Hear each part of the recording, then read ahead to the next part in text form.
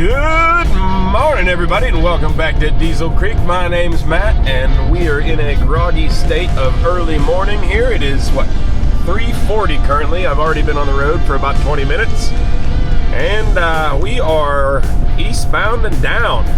We're in the old pickup right now, barreling down the highway, on our way to meet buddy Gino at his shop.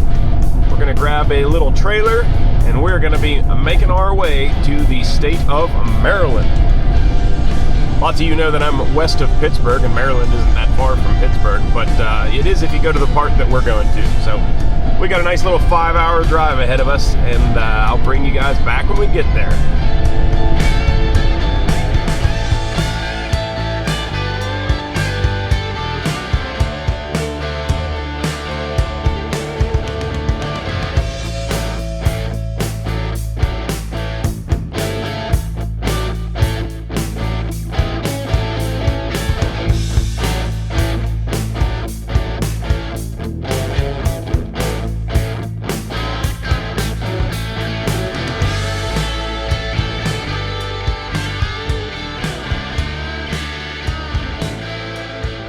Well, Gino, we made her. Yeah, we did. Woke me up pretty early for this. We come down here to rescue this beauty. Now, I don't know a ton about them, but I do know that this is an American hoist and derrick. I believe it's a 20-ton capacity wheeled crane, but the carrier unit is a pretty cool off-road model. As you can see, it's got a dozer blade on the front here. Now, it's not really made for grading per se, but probably good enough that you could use it to build your own level spot to make a pick from. These were used in Vietnam, and I'm sure other army applications, military applications. They are pretty neat. We're kind of pressed for time here. The lowboy got on the road a lot sooner than we thought it would, because we had to send a truck for this one. We're way down here in Maryland, so we gotta hurry up and get this thing going. We're not going to worry about the upper at this point. We just need to get the lower engine fired up, which I believe is a Cummins 903 big V8. That guy right there. And the cool thing about this, and most military surplus is this way, is it's super low hours. 81 original hours. That's not even broke in yet. So hopefully we can get this thing fired up and load it out. Unfortunately, there's no place to load off the road, so to add an extra element of hurry to the situation, we're gonna have to get this thing running and drive it out on the middle of the road, which is a pretty busy road here, and load it in the middle of the street.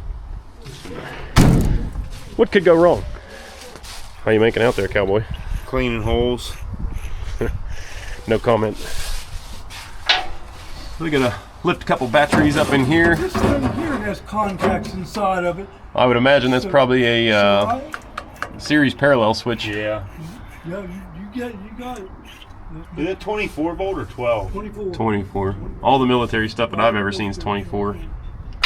Are we live action? Live action. Station 17, live action. I gotta lose some weight to be able to fit in here. No fake news. You are getting chubby. Whew. I don't know if your wife told you that or not.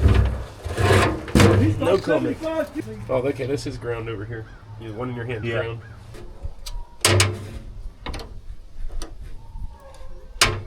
When's the last time you had her running? Been over 5 years. Ooh, boy. I never got around to doing anything but flushing the cooling system and changing all the oil. Well, you did the hard part.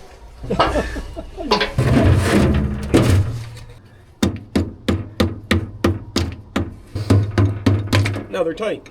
Yeah, we'll give her a go. See if it'll start. Is there any fuel in the tank, or you said it's empty? No, it's dry. Both of these are dry, and both tanks are clean and dry. All right, we got our batteries installed. Let's check out the fuel situation. Our buddy Ron here says she is bone dry. Got all the threads. Yep, he didn't lie. There's not a drop of fuel in there. Hopefully we can get some fuel squirted over here. I don't know. He ain't gonna reach. So in the process of last night, we went over everything we need to bring with us, and We had a pretty long list of things. Some are unmentionable, but a fuel can wasn't one of them. So we're gonna fill this thing up with a 1 gallon antifreeze jug. 2 gallon, I got another jug in. Oh, never mind. We got 2 1 gallon jugs. One for each of us. Hopefully, I'm gonna use this wrench here to bleed out the fuel system now. At least that's what the master tech along with me today is saying. Man, At a 1 inch. I need a bigger 15/16. Probably an inch and a 1/16 inch. I don't know. You miss 100% of the chances you don't take, man. That's definitely it. Got it? Oh, yeah. Before that wrench. You wanna shock it with a hammer? No, it's going. I just gotta wiggle. Wiggle with it. Wiggle, wiggle, wiggle. I will say that, like, I had a 555 Cummins, and it primed itself super quick. Yeah, the Grove crane I have has a triple nickel in it. Good bunch of it Oh, up there. steam! You got steam too. I don't have steam, but I'm good if you want to get prepared to blow the air. air. Yeah, why don't you do something, huh? Like a single mom out here. I gotta wash and dry the dishes. I'm just loosening the fuel line where it goes into the back of the pump. Probably gonna take a lot to fill them filters. But I'm gonna tell you right now, I'm filing a grievance with the union about the current ambient outside air temperature for today's content production. Sorry we don't live in Florida, Gino. Yeah, soon enough. Oh wait, there's gas. Pour it. Oh yeah, good green gas. Flush that out of there. Oh, that is gross looking. Keep her coming. That's foul. Coming out of the filter. Yeah. Want it there. Hold that. To make a 10-foot. Oh yeah, we're good. Let me snug her up.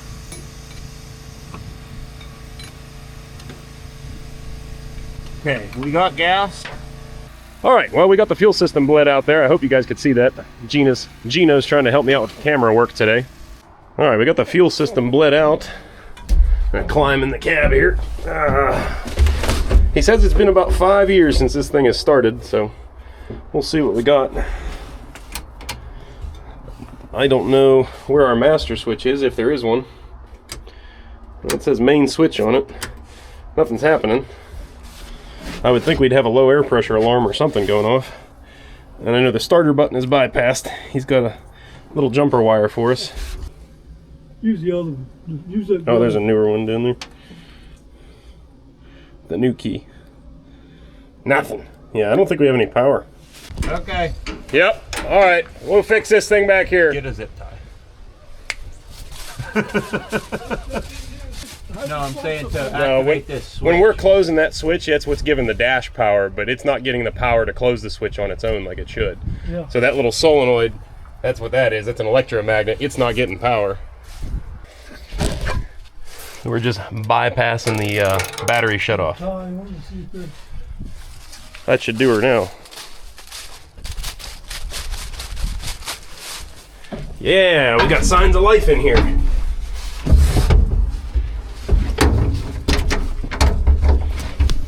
All right, guys ready? Contact.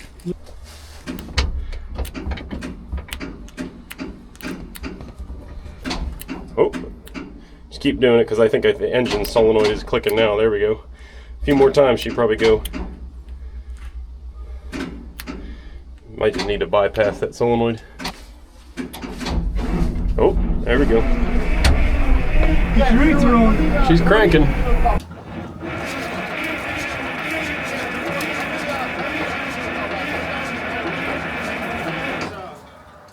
I said a little shot each. Yeah, he's giving it. Go ahead, crank it. I'm afraid your batteries are. We got more.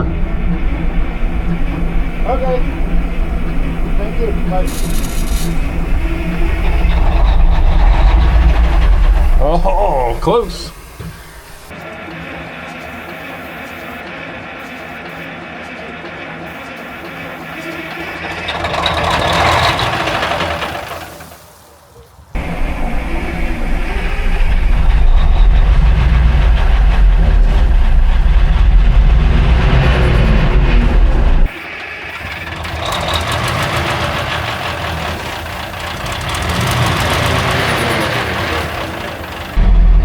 Gino's still giving her the sauce. Not picking up fuel yet.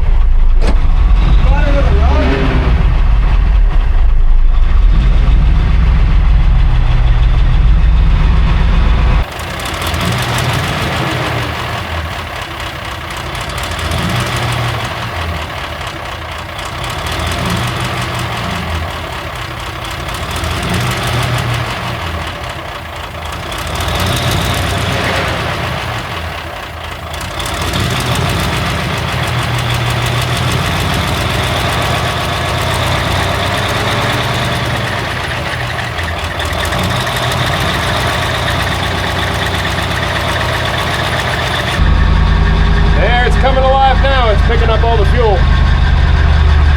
She's charging.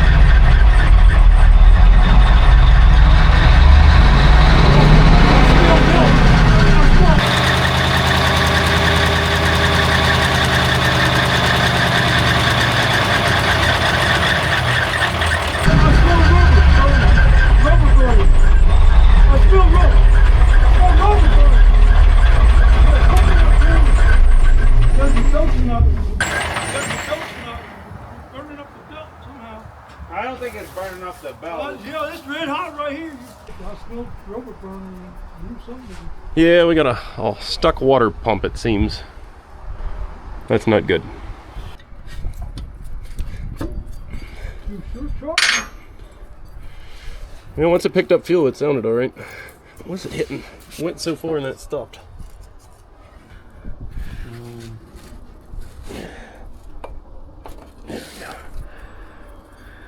There you go.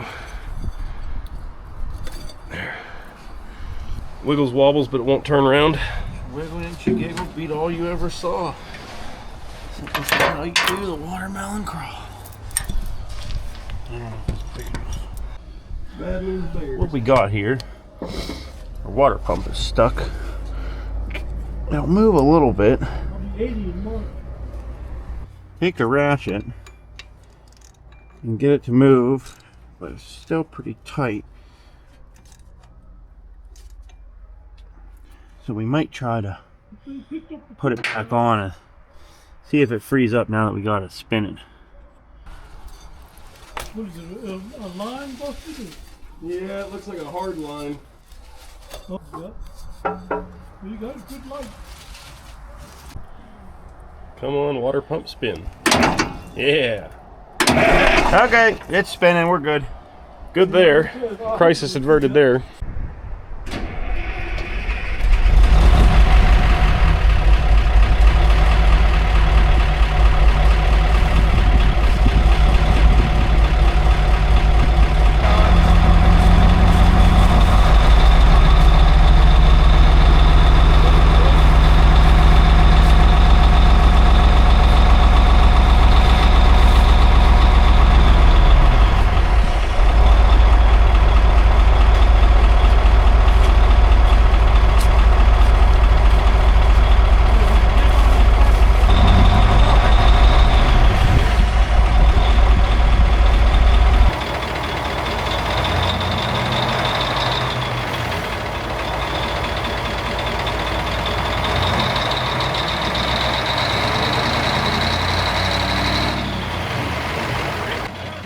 Well, like I said at the beginning of the video, guys, I apologize for the lack of explanation and in-depth filming that they're usually accustomed to with my videos. We were really rushed here to get this done. Me and Gino were both just trying to scramble and get this thing going as quick as we could because the lowboy was literally parked a half-mile down the road waiting on us pretty much right after we got there. So whatever time that we spent working on this thing was under the pressure of paying for a lowboy to sit there and watch us. So what's going on here is the brakes are stuck. I tried to drive it forward. You see me wiggling the tires there, and we could not get it to move. And we determined that it built air pressure, and I had the brakes released, but the brakes themselves were stuck. The shoes were stuck in the drum. So with a little bit of percussive persuasion, we got the brake shoes to release, and we were able to get this thing moving.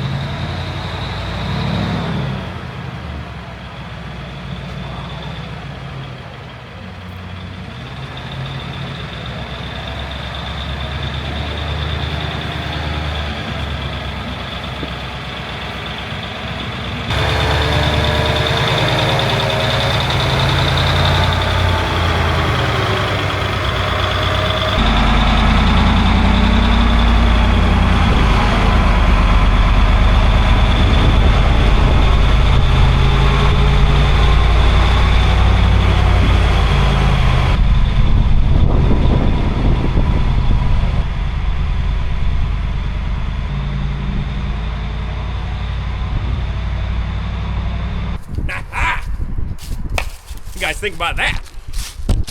I'd love to spend a little bit more time doing this video a little bit more in depth, but like I said, we got a truck actually been waiting on us down the road for about a half hour now, so things are moving kind of quick here. We're trying to get out of here as quick as possible because I'm paying for a lowboy to just be sitting. So she climbed up out of her hole though. It's been sitting there at least 5 years, so pretty happy with that.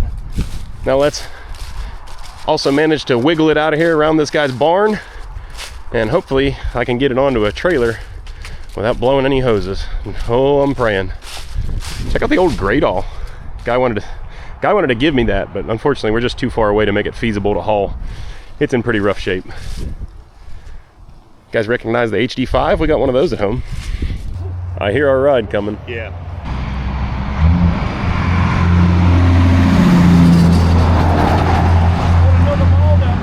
He's gonna go turn around and come back.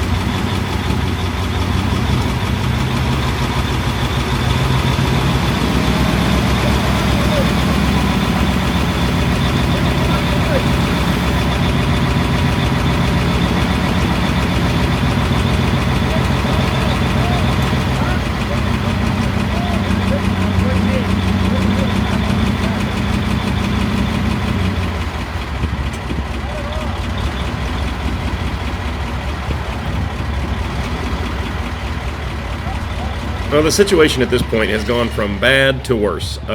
We have a machine that is actively dying halfway out into the middle of a busy 2-lane road, of which we have 1 lane shut down. I initially thought that it was starving for fuel because it was a lack of fuel, so I just grabbed a couple gallons there. I'm adding a little bit more fuel, hoping that that solves our issue. Ultimately, it did not.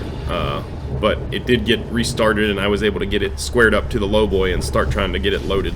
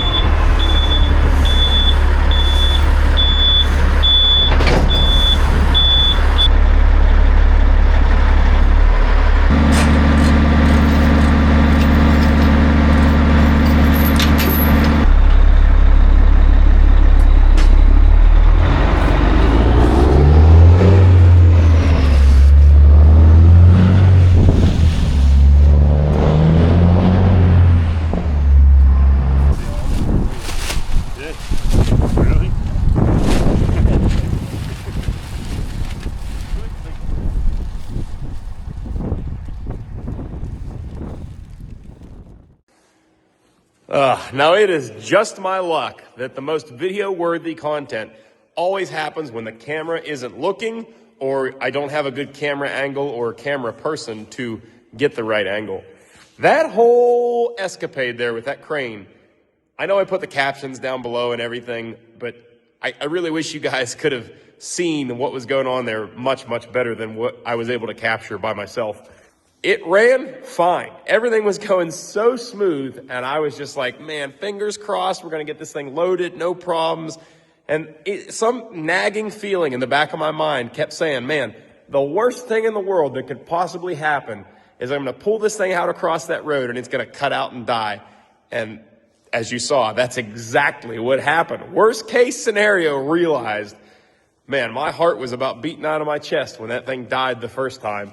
And I don't even know how we got it running the second time to get it back off the road. And then, you know, as you guys saw, Gino hosing it down with ether to get it up onto the trailer. And then only for me to, you know, not get it steered right on the trailer and have to back it off and do it again. But thank goodness, all is well that ends well. And we got out of there without going to jail, because that could have been real bad. That was a busy little road, and it was just getting close to rush hour as well, so that road was going to get even busier.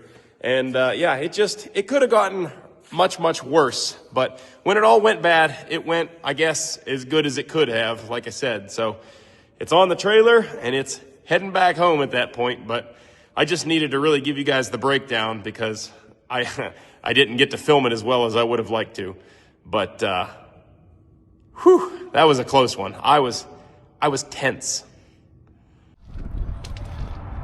Well, it's been a few weeks since we picked up the old Army crane here.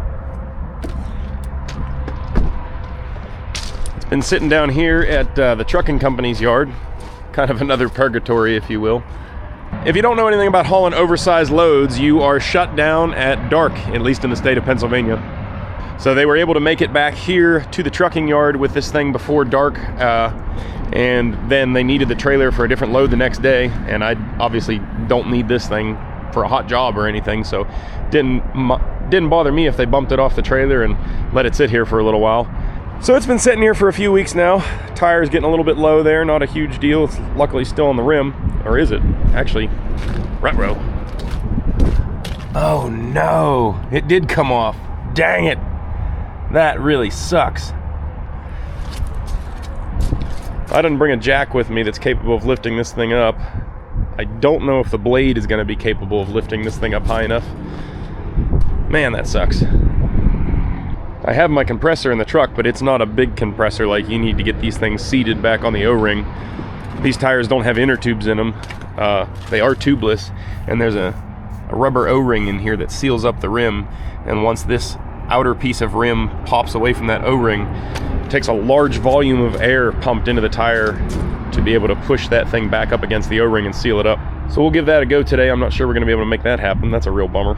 The other big thing we need to do is the fuel filters, because this thing died on us, as you guys saw, and I'm pretty sure that's what it is. So I dialed up a couple fuel filters for it. We're going to take it apart today and hopefully put some fuel filters in it. Hopefully that's our issue, and then we're back to green flag racing, at least after we fix the tire. All right, so at the back of our engine here, we have our fuel filter housing. This should be your hose coming up out of the tank here. It's going to go into probably a strainer first, or a primary filter, and then there's two more canisters here. It's a little harder for you guys to see, but you'll have a primary and a secondary filter. Hopefully this little guy here catches most of the dirt. That's the idea. Any moisture in the fuel, dirt, whatever, is supposed to go into this thing first. Now when we picked it up there, I think I showed you guys, the tank was bone dry, not a drop of fuel in it, and it looked pretty clean in there. So I don't know, whatever is clogging up our filters, and I'm like 90% sure that's what it is. Whatever's clogging those up had to be in the lines, I guess. You know, if somebody drained out the fuel, maybe they drained it out because there was algae in it or something, and the algae was still in the fuel lines. Whatever's clogging us up, I'm just hoping it's in the fuel filters and it hasn't made its way through the rest of the fuel system. If that's the case, I should put some anti-algae stuff in the fuel, or some fuel injection cleaner, something like that, to you know, make this thing run a little better after we change the filters. Still got plenty of fuel in the tank, and it really acting like it was starving for fuel, so usually that's filters.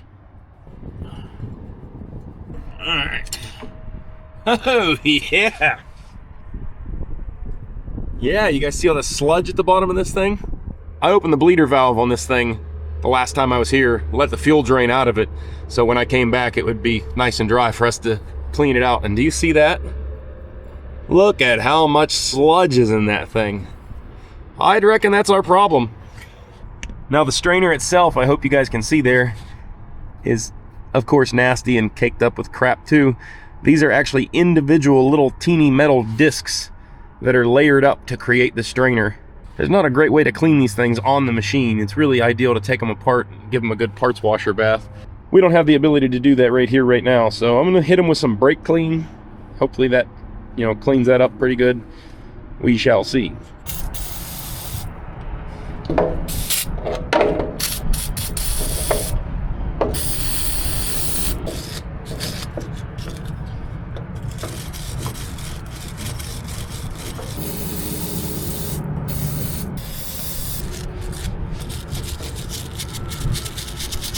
I wish I had a smaller wire brush, but it's coming pretty clean. We'll take the air compressor and blow it all out here in a minute.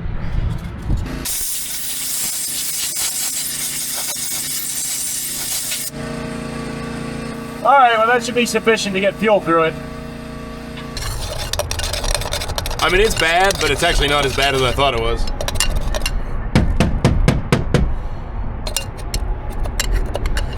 Just your average gunk. I put a plug in the bottom and got that full of brake clean sitting there soaking. So while that's soaking, I'm gonna go ahead and pop off the other two filters in the housing there. We'll have a gander and see what they look like inside. Full disclosure, I pulled this filter a while ago so that I could get the numbers off of it, but I didn't have a camera to show you guys. It's pretty nasty inside.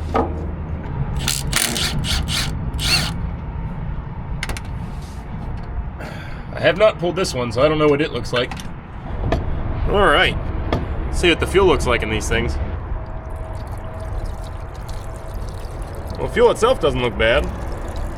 A little dirty at the end there. Oh yeah, she's pretty gunky. I reckon that'd be the problem right there.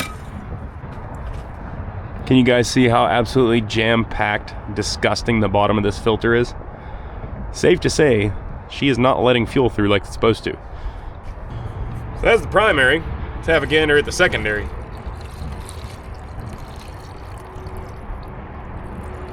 Much better.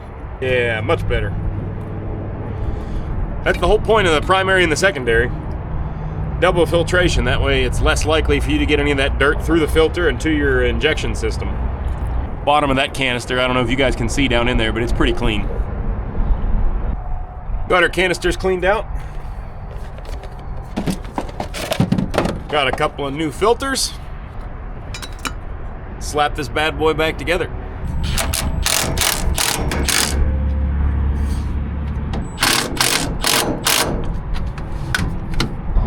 Now we would be ready to start it up, except for that big hydraulic leak we got going on underneath there.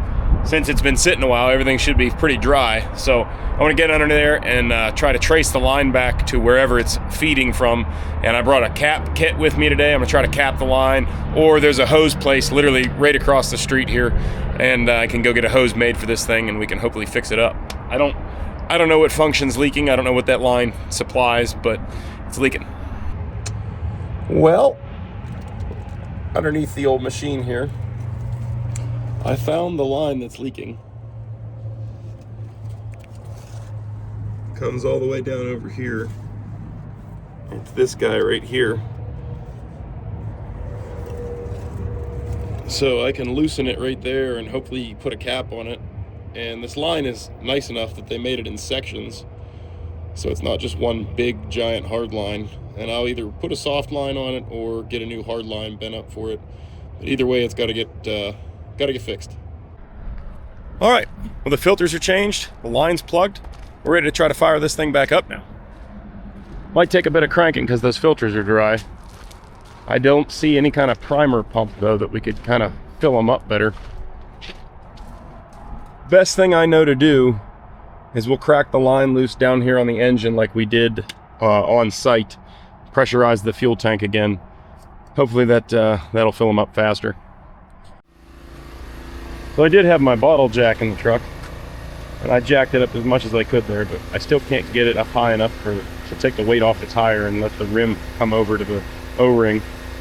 So I'm hoping if I can get this thing started now, we can maybe try to gently lower down that jack, or maybe use the blade and lift that tire up off the ground so we can put some air in it.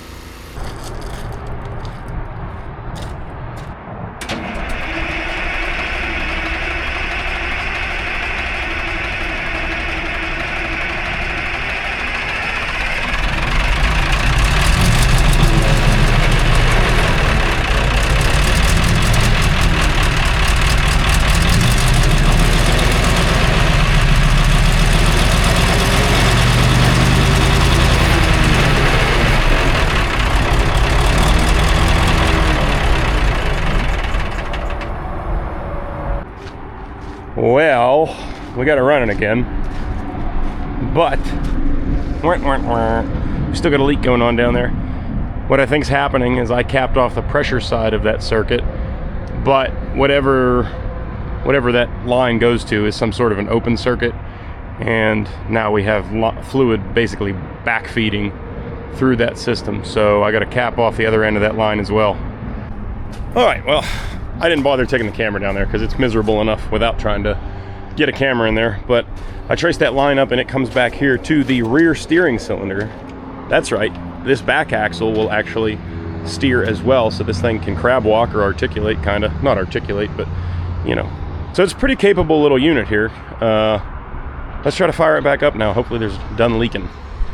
So I got that line capped off. Oh, my phone under the tire. That's a great place for that. We should probably get that out of there.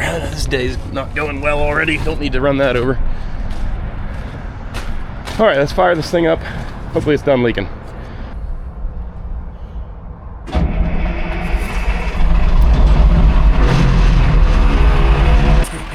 Running. I don't see any lines.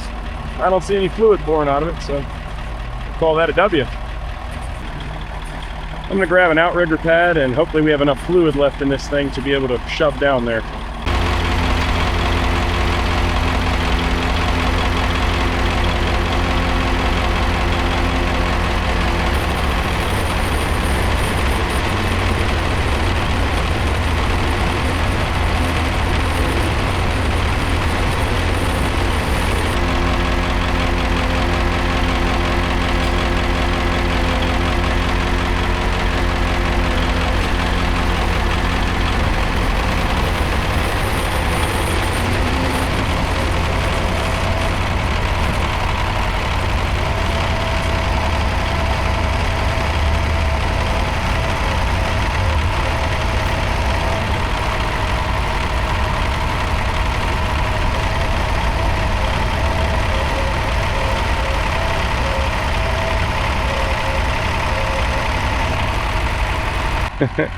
Well, it works.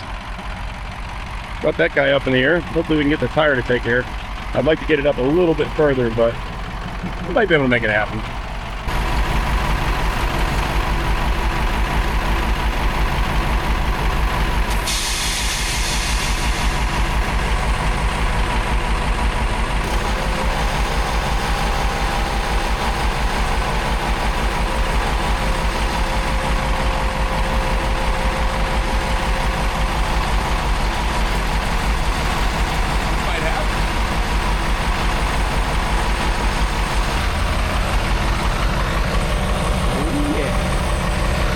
Got lucky with that one.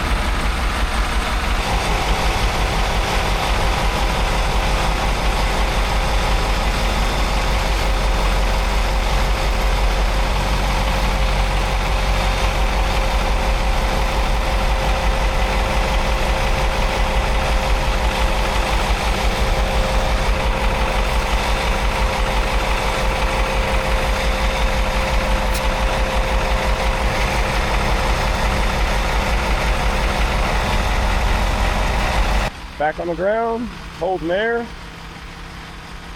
About ready to try to run this thing around a bit now. Well, if it's not one thing, it's 10 more. We got our tire up on the rim, holding there, looking good. We should be ready to drive this thing, but we're not. I think we're so low on hydraulic fluid right now that the blade won't go up anymore. It'll go down, but not up. I was trying to raise it because A, if I raise it, it puts more hydraulic fluid into the system. B, I don't want to be driving around here grading the parking lot with it because, well, somehow I doubt I'm going to be doing a good grade job with this thing. So that's one problem. The other problem is we got no more throttle.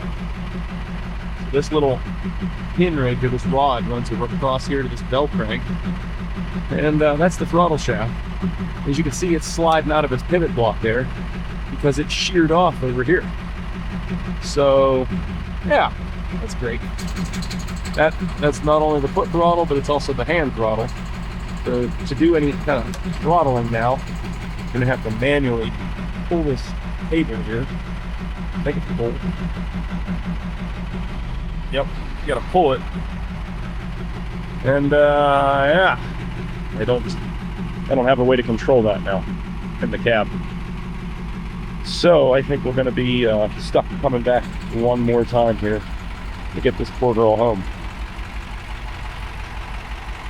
That's what happens when you let stuff sit for a long, long time. So we may have some small little problems with a broken throttle shaft here, but I'm just happy that my problems aren't as big as Gino's. Glad that's his problem. But I'm going to use this shop since it's right down the road to fix this thing. So I threw the broken bell crank in the vise here, ground off the weld, just breaking her loose now, so we can tack the shaft back together, and then we'll just weld the bell crank back on the end of it. And that way I can kind of clock it how it needs to go. What we have here is a certified pipeline welder on the right of way with his Hobart set up. It's just 110 Hobart running off an extension cord over here. Buddy, that thing will weld the world back together. This thing is the only gun I've ever run that's like in a 90 degree too. That's interesting.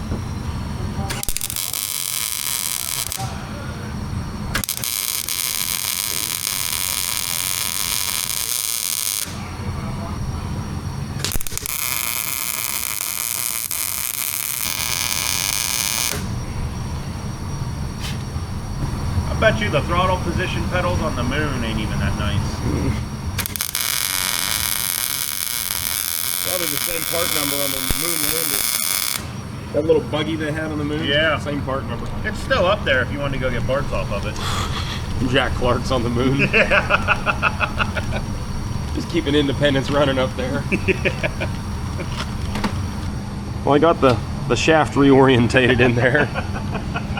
I got to grind some of that booger weld back down so that we have clearance for our mounting block. It sits on there like so. But this all should work. We got her all orientated here. Need a preheat guy. Oh yeah. Preheat action. All the stuff you do, I cannot believe this is the welding you work with.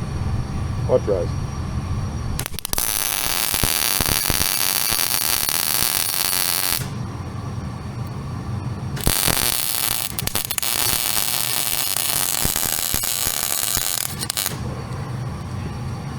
Look at that penetration.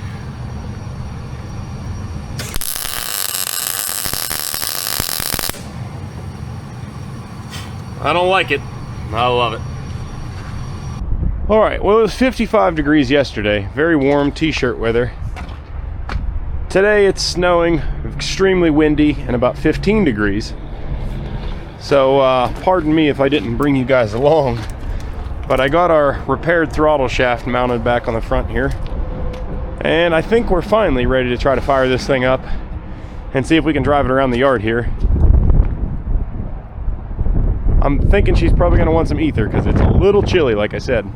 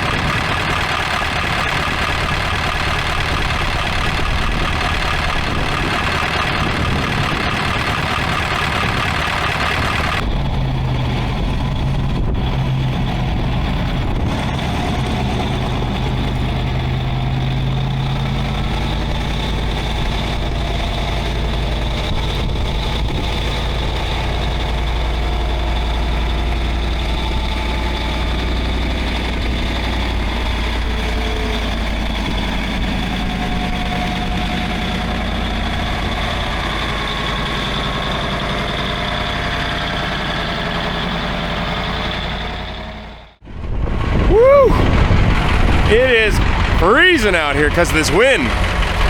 Well, we got her back into mobile position here. She's back and ready for the fight again. Now I just got to get a trailer lined up and get this thing put on it and hauled home. Well, this is taking a turn. This has turned into one of those projects that can't ever seem to get ahead with. I've come down here a couple times now and did little stuff. As you guys saw, we fixed the throttle pedal, fixed that hydraulic leak, and then it's a warm day today in January, so I came back and decided, you know, it'd be a good day to try to make sure this thing would run and drive to get up on a trailer so we could get it hauled home. And for some reason it will not steer now, and it wouldn't steer after I fixed that hydraulic line down there either.